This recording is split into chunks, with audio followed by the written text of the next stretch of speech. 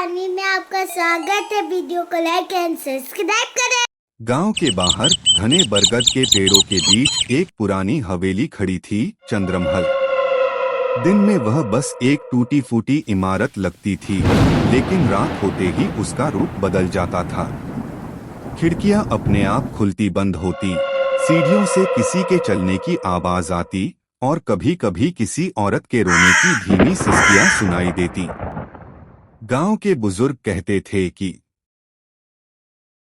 सालों पहले इस हवेली में एक अमीर जमींदार का परिवार रहता था। उनकी बेटी राधा बहुत खुशमिजाज थी, लेकिन एक रात अचानक आग लग गई। लोग कहते हैं उस आग में राधा गायब हो गई। उसकी लाश कभी नहीं मिली। तब से लोग मानते थे कि उसकी आत्मा आज भी हवेली में भटकती है। गांव में रहने वाला 17 साल का आरव इन बातों पर यकीन नहीं करता था। वह पढ़ाई में तेज और साहसी था। उसे हमेशा लगता था कि हर रहस्य के पीछे कोई सच्चाई छिपी होती है। एक अमावस्या की रात, जब पूरा गांव सो चुका था, आरव टॉर्च और अपने मोबाइल के कैमरे के साथ हवेली की ओर बढ़ा। हवा ठंडी थी, पेड़ों की शाखाएं हिल रही थीं और माहौल अजीब सा सन्नाटा लिए हुए था। जैसे ही उसने हवेली का दरवाजा खोला, एक तेज हवा का झोंका आया। अंदर अंधेरा और सीलन की गंध थी। फर्श पर टूटे कांच और पुराने फर्नीचर बिखरे थे। अचानक उसे ऊपर से पायल की आवाज सुनाई दी। छन छन छन। उसकी रूह कांप गई, लेकिन उसने खुद को संभाला और सीढ़ियां चढ़ने लगा। हर कदम पर लकड़ी चरमराती थी।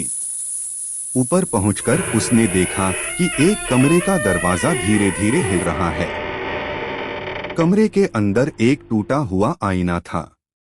आईने में उसे ऐसा लगा जैसे उसके पीछे कोई खड़ा हो। वह तुरंत मुड़ा, पर वहां कोई नहीं था। अचानक खिड़की के पास एक सफेद साया दिखाई दिया।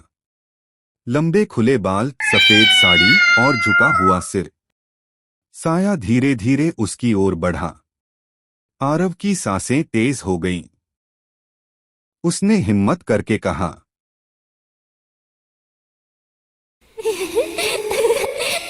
आरव की सांसें तेज हो गईं। उसने हिम्मत करके कहा, कौन हो तुम?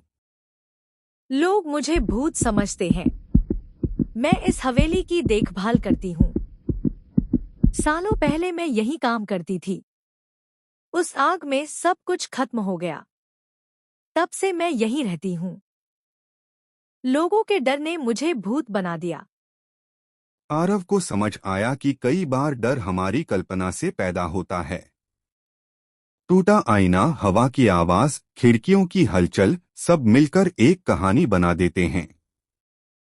अगले दिन उसने गांव वालों को सच बताया। पहले तो किसी ने विश्वास नहीं किया, लेकिन जब सबने खुद जाकर देखा तो सच्चाई सामने आ गई।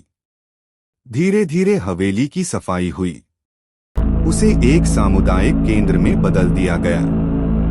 लेकिन कहते हैं, कभी कभी देर रात जब सब चले जाते हैं तो ऊपर वाले कमरे से फिर भी पायल की हल्की आवाज सुनाई देती है।